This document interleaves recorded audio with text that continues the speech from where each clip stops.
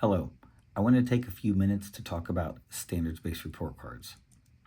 Milford has been doing standards-based report cards for well over a decade, and for our intermediate grades, it's probably been knocking on about 5 years.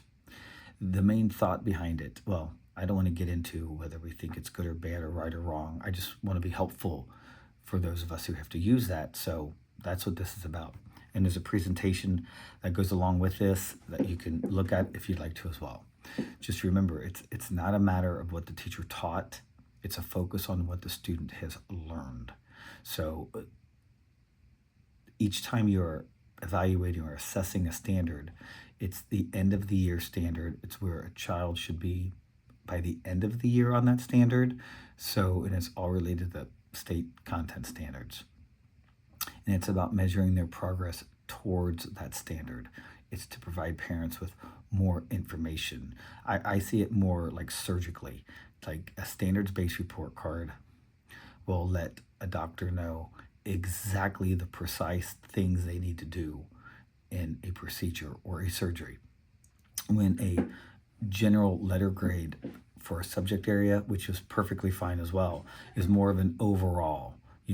It's how you're doing in math, not how you're doing in a specific area of math. So the idea was to provide teachers more detail, more specific information so you can make decisions about instruction and reteaching and enrichment or anything like that. And for parents to know a little more specifics to know what they could work on with their child when at home. So when you're looking at the rating scales, let's think about one first, a level of one. So a one, remember, it's always the end. You're measuring this on the end of the year expectation. So if a child is receiving a one, which is perfectly fine, they get whatever it is that they have gotten, it means that they have made very little progress on a standard. So you would not even report out on a standard that you haven't instructed there or assessed. There's no reason to. So until you have delivered some assessment or some instruction, you don't have a reason to report out on it. So if you haven't marked anything for a standard, it doesn't get reported until you do. But it's always a measure of the end of that standard where the mastery would be. So one means they've made very little to no progress towards mastering that standard. So if you've delivered instruction and you've assessed it and they're a one, that is concerning. It means they have not really learned much of that material or been able to show that they have learned it. A two means that they are approaching the mastery of that grade level standard. They're not there yet, but they're approaching it. A two is okay. A two means they've learned some things and they've acquired some of that knowledge. They just haven't mastered it yet. And the only problem, there's no problem with the two, but the only thing to think about is if that is not a standard that you're going to go back and do any more instructing or reteaching, or if it doesn't spiral into some other things that will happen throughout the year, then it likely isn't going to change. It'll stay a two because they're only approaching knowing that standard. They don't have it mastered yet. A three means they have mastered the standard. They know they have met the end of the year expectation of mastering that standard.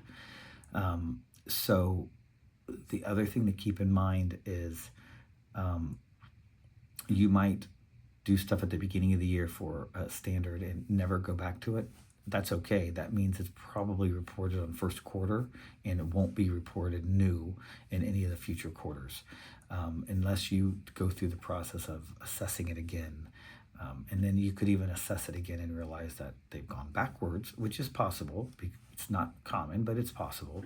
If it's stuff you did in first quarter and there hasn't been much other activities in second and third quarter, and you all of a sudden decide to assess it again in fourth quarter without any instruction or anything, they could go down in that standard. Usually if that happens, it would trigger you to know I need to do some additional instruction with a class or with an individual or a small group. When you get to the level four, the identifying a student as four on a standard, I do want you to think about this. That means they have exceeded the expectations of that grade level standard. That's a little tricky. It's tricky because first, you will have had to have assessed it at a higher level. If you didn't assess it, just because they get every single question right 10 times that you did it, if those questions are specifically just for that grade level standard, and it doesn't extend like into what it would look like in the next grade, then you don't really know for sure that they've exceeded it. Even if they get everything right on everything, that's still just a 3. So I'll give you an example. It's a weird example. If the standard says a child has to be able to count to 50, like from 1 to 50, and all I ever assess is they come up to me and I have them count to 50 and they stop at 50 and I leave it at that. Well, I can only ever mark them a 3. I can't make them any beyond that. If I let the kid keep counting and they count to 100 or a billion or whatever, I can mark it a 4 because I can look to see that they've exceeded that standard. I can make sure that that future standard in the next grade level probably has them count higher or do multiples of, you get the idea. So when you think of a 4, make sure that you've assessed that you have determined by assessing that standard in some way, however you want to assess it, that's your call. It can just be a conversation, it can be verbal, it can be written, it can be however you have them do the assessing. So keep that in mind. The other thing that you should keep in mind is how do you determine if it is a 2 or a 3? And this is where your professional decision comes into play. You just like you would for many things. Some people set themselves like a criteria. They say, for me to mark a child as a 3, saying that they have met that standard, I want them to get that any question on that right 75% of the time. I'm just making that number up.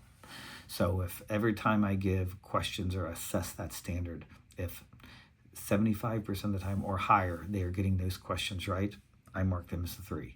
Some people do it at 66 out of 10 because they're thinking, well, technically in my mind, a D- is passing. I think you can there's some leeway on how you want to measure that.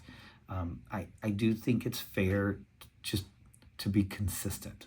Whatever you're doing, or people in your grade level or people in your content area, I would try to follow or have conversations about that. I think 70 or 75 is a pretty fair, accurate average of what people do, somewhere between 70 and 80.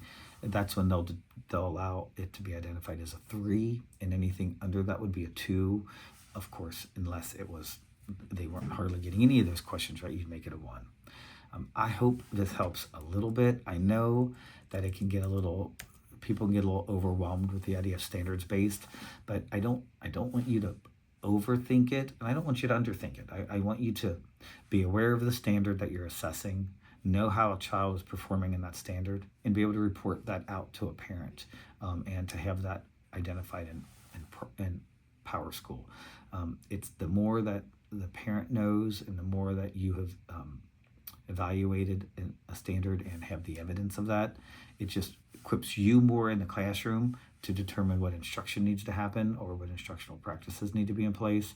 And it certainly helps a parent to be able to do something more specific with their child to help them. I hope this all makes sense. I know I ramble a little bit. I'm sorry for that. But at least this was not a meeting, so we'll consider that a win.